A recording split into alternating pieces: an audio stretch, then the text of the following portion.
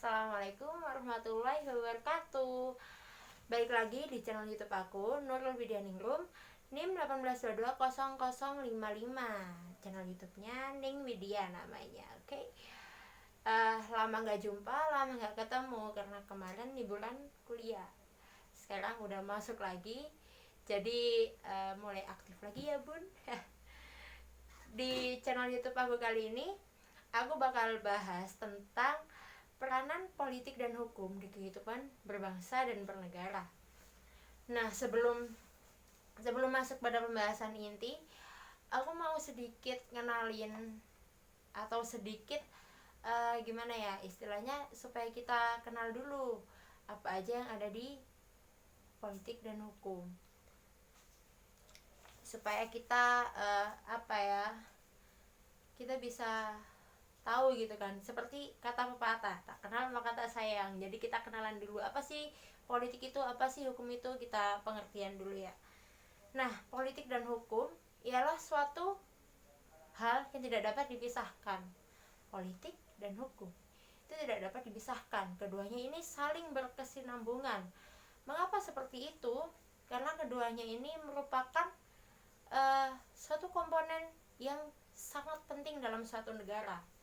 Nah, menurut saya, politik dan hukum ialah suatu cara yang dilakukan oleh pemerintah yang sesuai dengan kebutuhan masyarakatnya guna menciptakan atau mewujudkan cita-cita bangsa. Nah, seperti itu ya.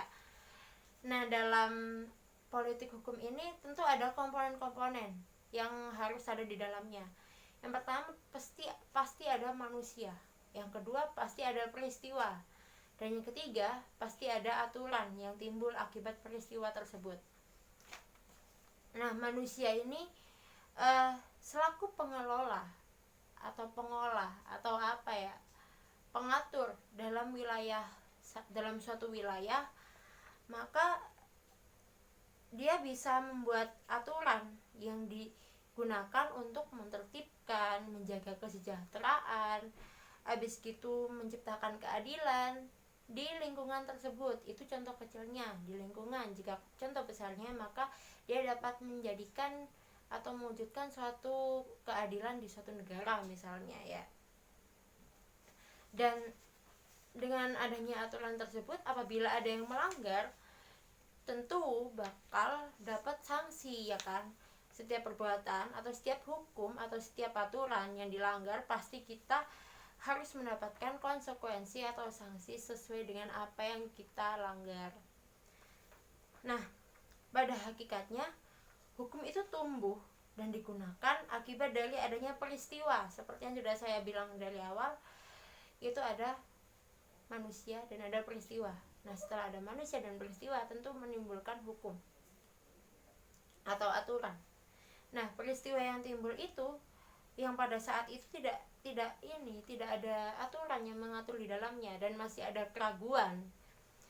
Jadi karena adanya keraguan dan kebimbangan itu, kita akhirnya masyarakat tersebut menciptakan suatu aturan yang digunakan untuk memecahkan masalah yang ada pada saat itu.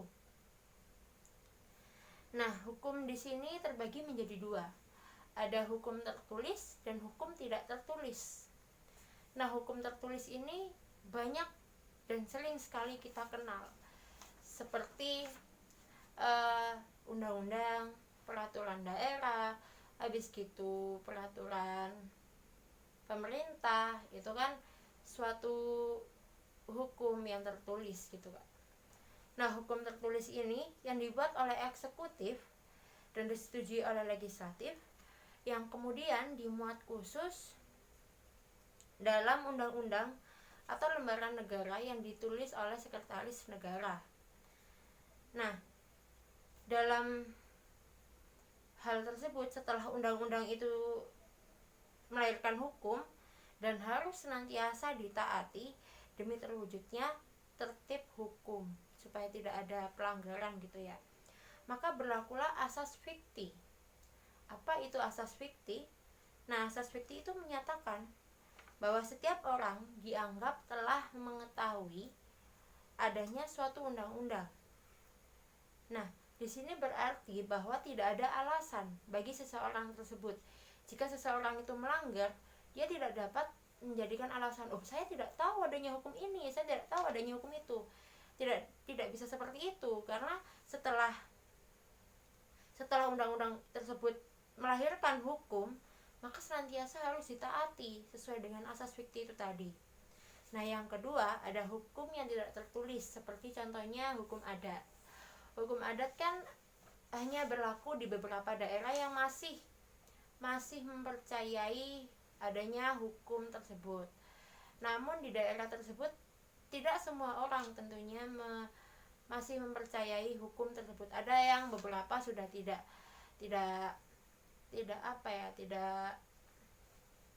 mentaatinya, maksudnya tidak menggunakan hukum adat itu seperti itu jika hukum adat, dan itu termasuk di hukum tidak tertulis. Nah, lalu apa sih peranan politik dan hukum di kehidupan berbangsa dan bernegara? Nah, politik dan hukum ini merupakan produk alienasi sosial kepentingan manusia. Nah, tentu teman-teman timbul pertanyaan kan, apa sih alienasi sosial itu? Alienasi sosial itu ialah suatu tindakan seseorang yang mengesampingkan kepentingan pribadi dan mengutamakan kepentingan umum. Lalu di mana letak politik dan hukumnya dalam proses alienasi sosial tersebut? Nah, timbul pertanyaan seperti itu lagi. Nah, banyak tokoh yang menyatakan beberapa pernyataan, namun di sini saya hanya mengambil satu tokoh, yaitu Aristoteles. Nah, Aristoteles itu menyebutkan bahwa politik merupakan akumulasi kepentingan setiap orang untuk tujuan yang lebih besar. Ya. Nah, secara sederhananya dapat dipahami bahwa politik itu sejatinya merupakan proses dari alienasi tersebut, alienasi sosial tersebut. Politik itu ialah proses. Nah, setelah ada proses, tentu kan ada hasil. Nah, hasilnya dari alienasi sosial tersebut ialah hukum. Kenapa kok hukum bisa menjadi hasil? Karena hukum merupakan